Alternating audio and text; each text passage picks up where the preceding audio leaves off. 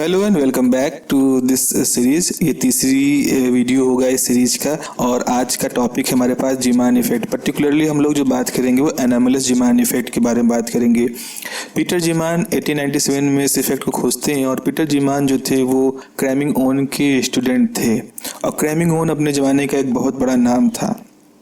आज भी एक बहुत बड़े साइंटिस्ट के रूप में माने जाते हैं। लिक्विड हीलियम को डिस्कवर करने से लेकर के वायरल इक्वेशन को बनाने में, सुपर कंडक्टिविटी को इन्वेंट करने में, लो टेम्परेचर फिजिक्स, क्रायोजेनिक के एक शुरुआती इंसान थे। तो आप मान सकते हो कि क्रैमिंग ओन्स एक बिग शॉट थे अपने समय के और उनके स्टूडेंट थे पीटर जीमान।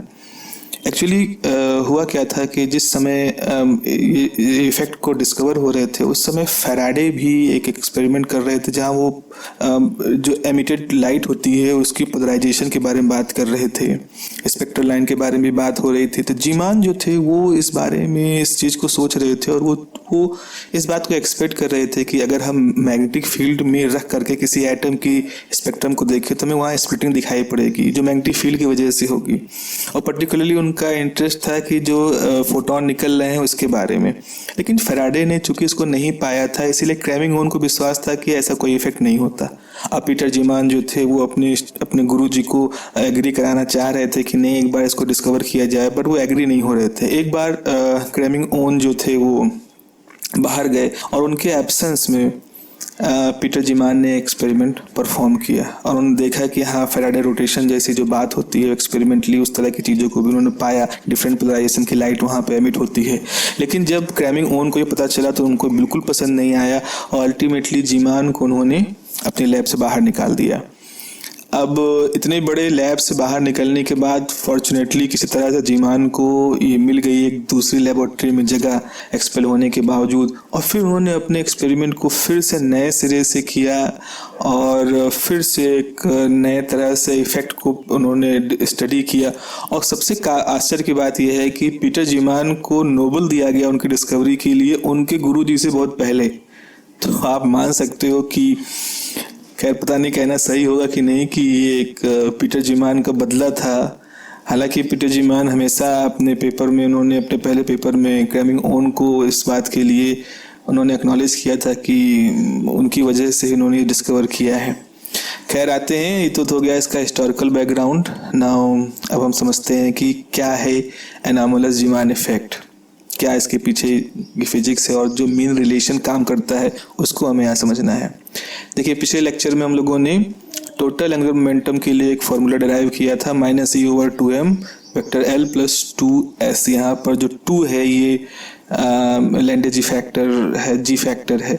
अब यहाँ पे एक और नाम आता है लैंडे की, ये भी एक बहुत ज़बरदस्त दिमाग रहे हैं अपने समय के और थोड़ा अंडररेटेड रहे हैं क्योंकि उस समय बहुत बड़े बड़े लोग श्रोडिंगर, हाइजेनबर्ग, आइंस्टीन, ये सब बड़े बड़े लोग, पाउली, ये सब थे। तो फिर भी लैंडे का एक बहुत ही सिग्निफिकेंट काम है। तो जिस तरह के क्वांटम मैकेनिक्स आज हम देखते हैं उसके डेवलप होने से पहले लैंडे ने अपने इंट्यूशन, अपने मैथमेटिकल स्किल की वजह से उन्होंने कुछ इस तरह के फैक्टर डिस्कवर किए थे और एक कंप्लीट किस्म का मॉडल डेवलप किया था। आप उसको आज की डेट में हम वेक्टर मॉडल कहते हैं। तो ऐसा करते हैं कि जब जीमान इफेक्ट की बात आती है डिस्कवर करने, जिसको एक्सप्लेन करने के लिए, तो उसका जो आप कह लीजिए जो डायग्राम है वो बड़ा क्रूशियल हो जाता है। अलग अलग किताबों में अलग अलग तरह के डायग्राम बने हैं और जीमान इफेक्ट काफ़ी पुराना है तो बहुत सारे लोगों ने इसको डिस्कवर किया है। कुछ कंसेप्ट क्लियरली करते हैं, कुछ में बड़ा रिगरस है, बड़ा अजीब सा है। तो मैं यहाँ पर प्रयास करूँगा एक सबसे टू द पॉइंट डायग्राम बनाने का, और अगर आपको समझ में ना आए तो आप प्लीज़ कमेंट करिएगा। मैं फिर देखता हूँ किसी और वीडियो में इसको और अच्छे से बता पाऊँ। अगर और कोई ऑप्शन हो तो कई तरीक़ों से जीमान इफेक्ट एक्सप्लेन करते हैं। देखिए हमने L, S और J का एक डायग्राम बनाया। हम ये मानते हैं कि जहाँ L एंगुलर मोमेंटम है उसके अपोजिट डायरेक्शन में मैग्नेटिक मोमेंट होता है। तो ठीक है, आप L के अपोजिट में उसी के ऊपर ओवरलैप करा देते हैं तो हम बना सकते हैं μs। तो μs l के प्रोपोर्शन होगा, μl वेक्टर l के प्रोपोर्शन होगा। लेकिन जो μs बनाओगे वो आप देखो डायग्राम में 2 से मल्टीप्लाई है तो अब वो s से मतलब 2 टाइम्स यहाँ पर होगा। अब 2 टाइम होने की वजह से जो वेक्टर लॉ होगा वो ये येलो कलर की जो J वाली लाइन है इसके बजाय ये जो ब्लू कलर की जो लाइन है इसके हिसाब से होगा।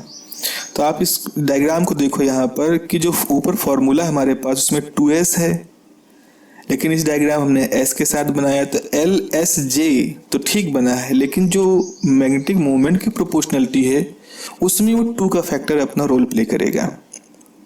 तो अगर हम इसको अगर हम इसको थोड़ा सा और एक्स्ट्रापोलेट करना चाहें तो जो हम एल के जे के अपोजिट जो बनाएंगे वो हमारा म्यू जे होगा।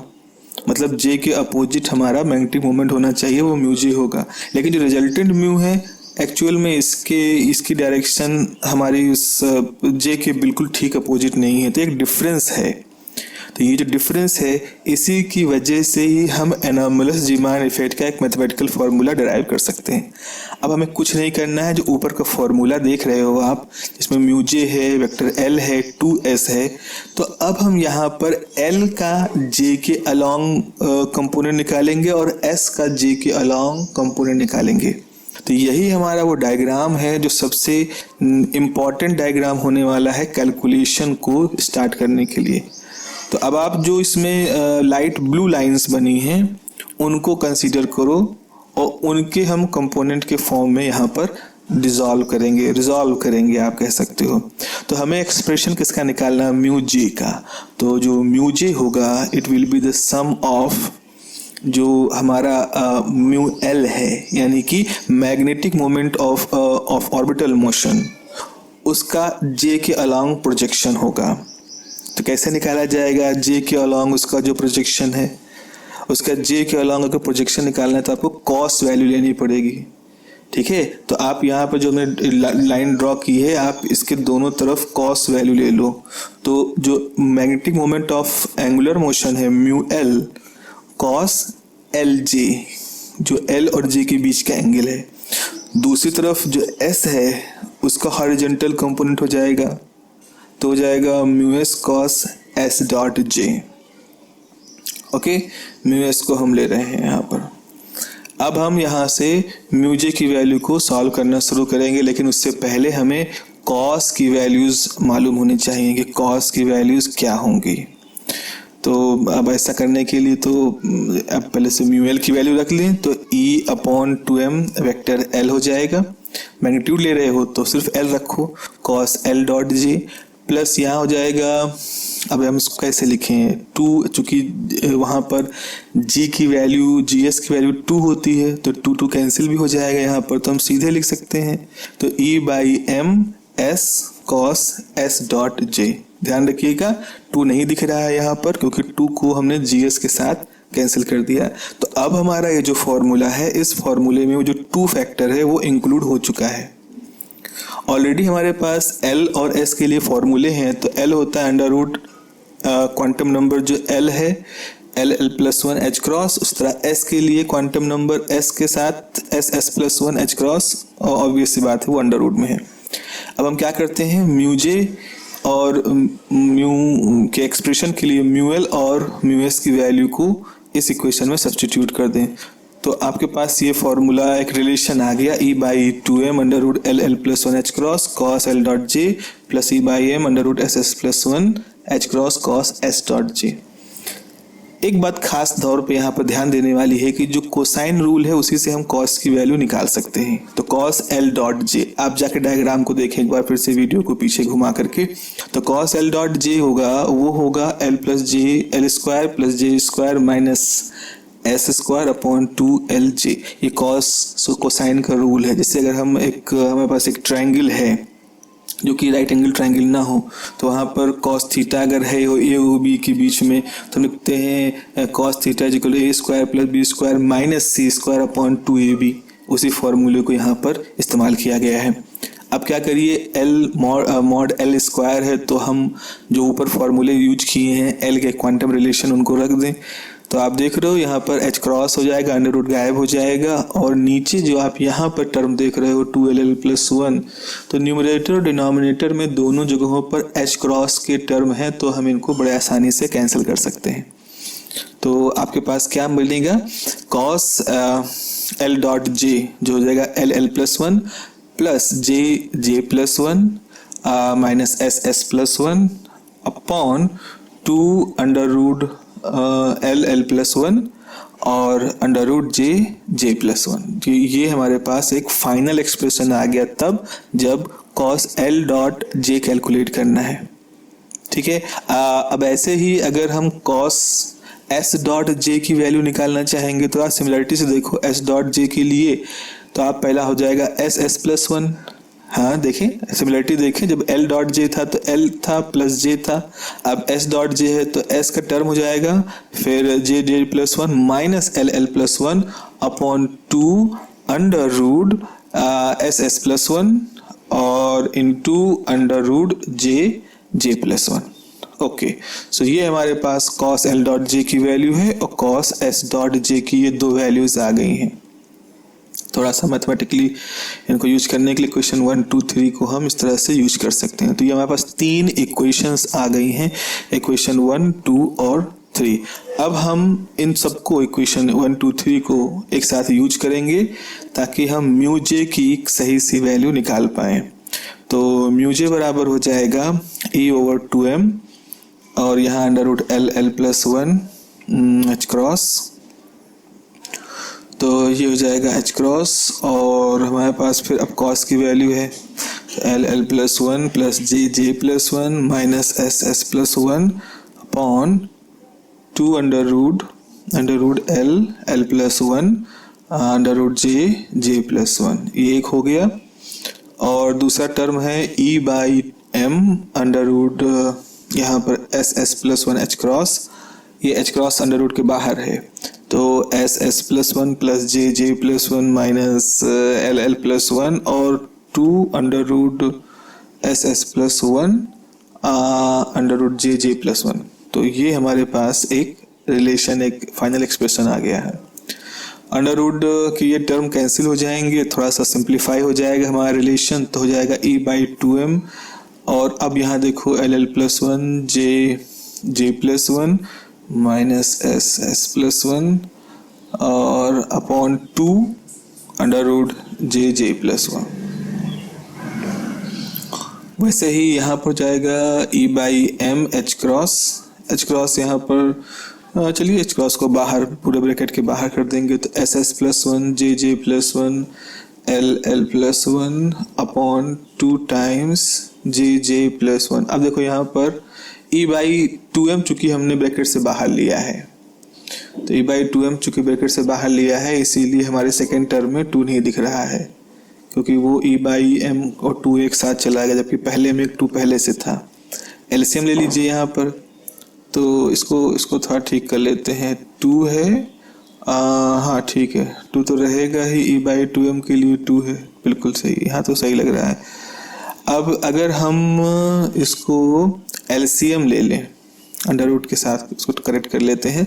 अब इसको हम एलसीएम ले लें तो ये हो जाएगा 2 under root J plus one, under root हमारे पास जे प्लस वन हो जाएगा और क्या आएगा भाई देखें, ये पूरा का पूरा टर्म तो वैसे ही आ जाएगा, एच क्रॉस भी छूटा था।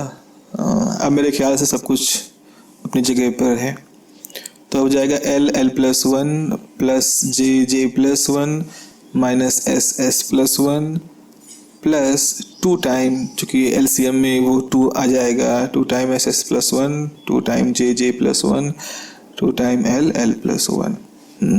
आई थिंक इट इज कुछ कैंसिल हो रहे हैं, एस के टर्म माइनस प्लस वाले टर्म देख लें कैंसिल हो रहे हैं, जे के टर्म 3 हो जाएंगे, 2 जे प्लस वन है और एक जे प्लस वन उधर है। ओके, सो म्यू जे बराबर हो जाएगा E/2m और यहाँ से जाएगा 3 time J plus one, then बचा क्या है, बचा यहाँ पर है S plus one minus L plus one. Okay, तो 2 time under root J plus one, ये हमारे पास ब्रैकेट का टर्म आ गया।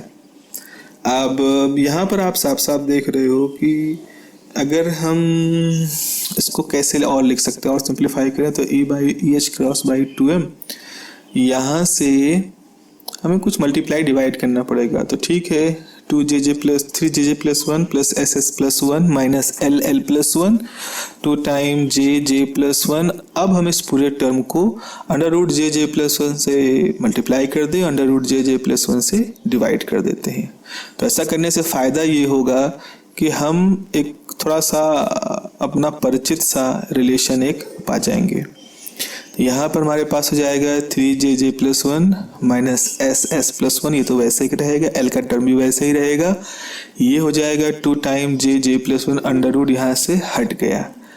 अब क्या करिए, आप थोड़ा सा रीअरेंज करिए इन टर्म्स को, तो जाएगा e/2m under root jj plus 1 h cross, ये हम आगे क्वांटम नंबर लिखने में इसको इस्तेमाल कर लेंगे। यहाँ अगर हम डिवाइड कर दे 3/2 रहेगा, ss plus 1 minus ll plus 1 upon 2jj plus 1। ये भी देखो, ये जो पूरा ब्रैकेट के अंदर का टर्म है, कुछ पुरानी किताबों में इसको एज इट इज़ ही हम लैंडेजी फैक्टर लिखते थे। लैंडेजी फैक्टर को थोड़ा टर्म याद रखना जरूरी, क्योंकि न्यूमेरिकल सीधे इसी पे आ सकते हैं। थोड़ा सा अगर हम और सिंप्लीफाई करना चाहें, जो मॉडर्न डेज में प्रचलित हमारा लैंडेजी फैक्टर का फॉर्मूला है, उसमें अगर हम 3jj प्लस 1 को ब्रेक कर दें, 2jj plus 1 plus jj plus 1, ठीक है, 3 को 2 प्लस 1 में हमने स्प्लिट कर दिया, तो हमारे पास थोड़ा सा मॉडिफाइड टर्म आ जाएगा। और जब हम इसको 2jj प्लस 1 से सिंप्लीफाई करेंगे तो हमारे पास अब एक 1 भी दिखेगा, तो जाएगा e/2m under root j plus 1 h cross, और यहाँ से आ गया 1 plus jj plus 1 minus s plus s plus 1 minus l plus 1 upon 2jj plus 1। इस पूरे टर्म को हम लैंडेजी फैक्टर कहते हैं। तो चाहे 3/2 टर्म के टर्म में लिखें, चाहे 1 प्लस के टर्म में लिखें, लेकिन ध्यान रखें दोनों को मिक्सअप ना करें। ये लैंडेजी फैक्टर के 2 तरह के फॉर्मूले हैं जिनका हम यूज करेंगे आगे न्यूमेरिकल्स वगैरह को सॉल्व करने में, लेकिन हमें इनमें से कोई एक ही रिलेशन को याद रखना है, या अगर दोनों याद रख रहे हो तो उनके बीच का डिफरेंस मालूम होना चाहिए सही। तो e/2m under root jj plus 1 h cross g, ये हमारे पास टोटल जो मैग्नेटिक मोमेंट है उसका फॉर्मूला निकल के आया। अब यहाँ पर अगर हम jj plus 1 under root h cross को मैग्नीट्यूड ऑफ j लिखते हैं, j टोटल एंगुलर मोमेंटम, तो हमारे पास फार्मूला हो जाएगा म्यू j बराबर e/2m j h cross g रहेगा, और ये हो जाएगा mu j e/2m j mod of j, ये फार्मूला हो गया। तो इस पूरे फॉर्मूले में यहाँ h क्रॉस चूँकि मॉड j के अंदर चला गया तो इसलिए दोबारा से नहीं लिखा गया है, तो म्यू j बराबर हो गया e/2m mod of j g। ये टोटल एंगुलर मोमेंटम का एक बहुत ही इंपॉर्टेंट रिलेशन है। और ख़ास बात आप यहाँ पे देखो कि यहाँ पर एक g फैक्टर भी आ रहा है, लैंडेजी फैक्टर। तो जो हम एक बात कह सकते हैं या कहते हैं कि जो अनोमलस जीमान स्प्लिटिंग है उसको समझाने के लिए लैंडेजी फैक्टर का होना बहुत ज़रूरी है। तो वही चीज़ यहाँ पर दिख रहा है कि म्यू जी की वैल्यू में g ये आपके पास आ गया है। अब भाई क्या करोगे, अब हम जरा एक एनालॉजी के थ्रू एक रिलेशन सेट करते हैं, जिससे अगर हमने एंगुलर मैग्नेटिक मोमेंट का फॉर्मूला हमारे पास है म्यू एल, तो वो होता है GL/2m मॉड ऑफ एल। तो GL जो होता है वो ऑर्बिटल मोशन के लिए g फैक्टर होता है। हाँ ठीक है। अब अगर हमारे पास म्यू एल की वैल्यू मालूम है इस तरह से और लामर फ्रिक्वेंसी निकालनी है, तो लामर फ्रिक्वेंसी का सीधा फार्मूला होता है ओमेगा एल बराबर GL, जो g फैक्टर है ऑर्बिटल मोशन के लिए e/2m इंटू बी। ठीक है, तो आप ऐसे अंदाजा ऐसे लगा सकते हो कि ओमेगा एल के लिए मॉड ऑफ एल के बजाय बी रख दिया गया।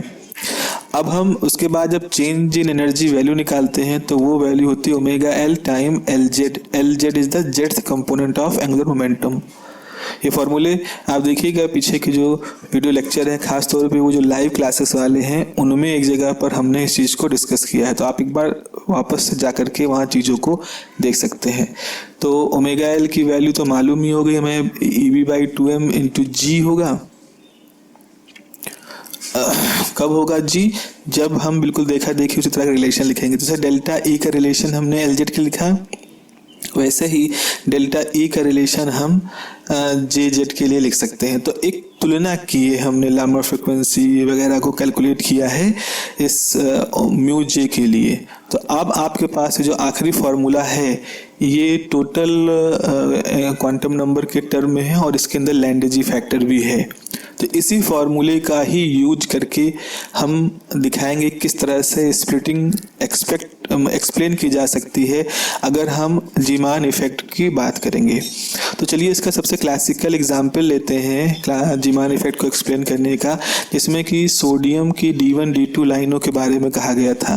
तो सोडियम जो होता है उसमें D1 D2 लाइनें होती हैं।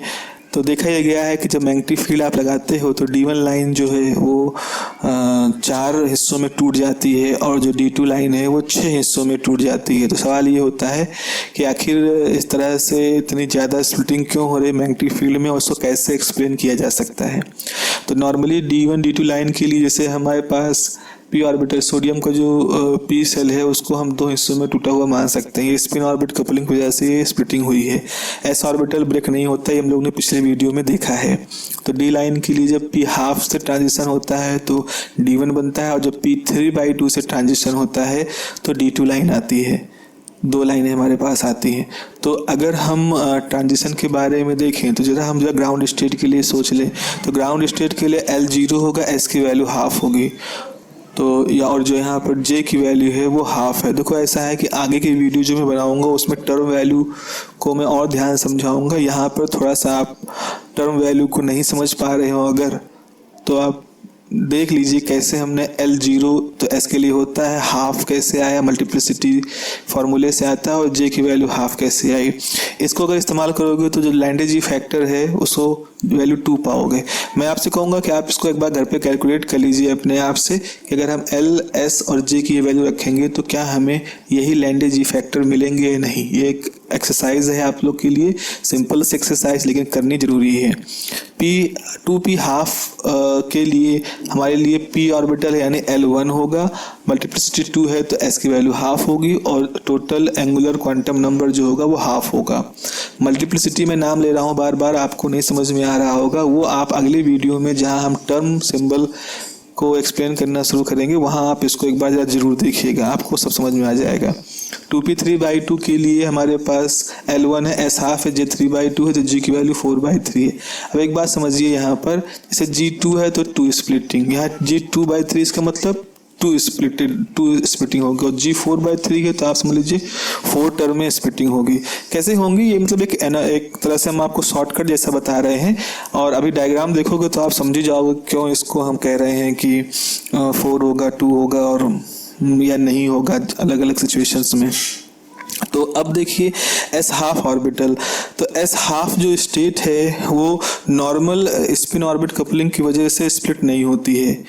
क्यों नहीं होती? क्योंकि S.L वहाँ पर 0 होता है, लेकिन अब चूंकि मैग्नेटिक फील्ड आपने लगा दी है तो मैग्नेटिक फील्ड की इफेक्ट की वजह से ये सब फर्दर स्प्लिटेड हो जाएंगी।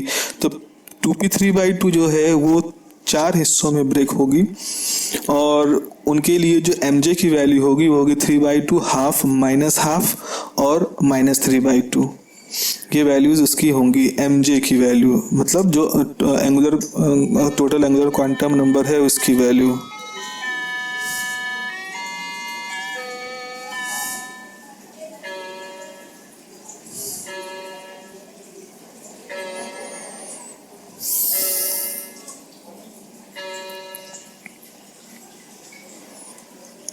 ओके अब पी हाफ के लिए अगर आप देखोगे तो 2 ही हिस्सों में स्प्लिट होगा, प्लस हाफ और माइनस हाफ। ऐसे ही जो एस हाफ है इसमें भी स्प्लिटिंग 2 हिस्सों में होगी, प्लस हाफ और माइनस हाफ। तो ये हमारे पास स्प्लिटिंग हो गई है। अब यहाँ पर एक सिलेक्शन रूल काम करता है, डेल्टा mj वो 0 से +-1 होता है। कहाँ से सिलेक्शन रूल आया? ये क्वांटम मैकेनिक्स की आप बातें पढ़ रहे हैं और आप सीधे क्वांटम मैकेनिक्स का रिजल्ट पढ़ रहे हो, इसीलिए जो उसकी बारीकियाँ हैं वो आप और अच्छे से पढ़ोगे जब आप आगे मौका पाओ क्वांटम मैकेनिक्स को डेवलप तरीके से पढ़ने का। तो चलिए डेल्टा mj की वैल्यू या तो 0 होगी या +1 होगी, यानी कि हम ऐसे ऑर्बिटल में ही जंप को कराएंगे जिनके लिए यही चेंज होगा। तो आप इस लॉजिक को, इस डायग्राम को देखो और देखोगे कि जहाँ mj की वैल्यू या तो 0 हो रही हो या +-1 हो रही हो, उसी में ही ट्रांजिशन हुए हैं।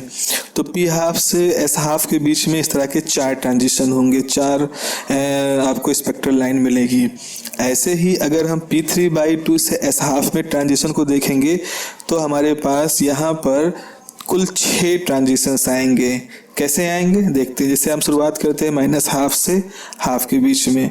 इसको क्यों लिया है? क्योंकि जैसे आप इसका डिफरेंस निकालोगे तो हाफ माइनस हाफ 1 हो जाएगा, तो डेल्टा mj की वैल्यू 1 अलाउड है।